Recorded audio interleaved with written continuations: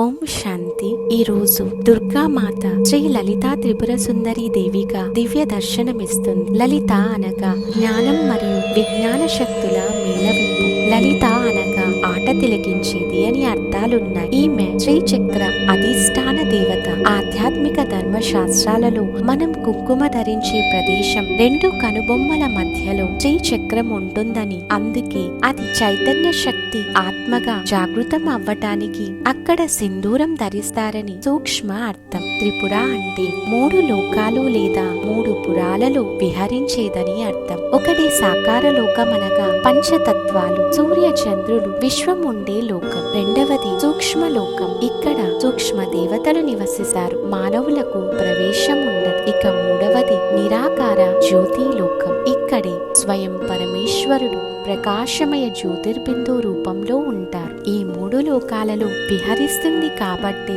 లలిత త్రిపుర సుందరి దేవి అని అనటం జరుగుతుంది. ఓం శాంతి.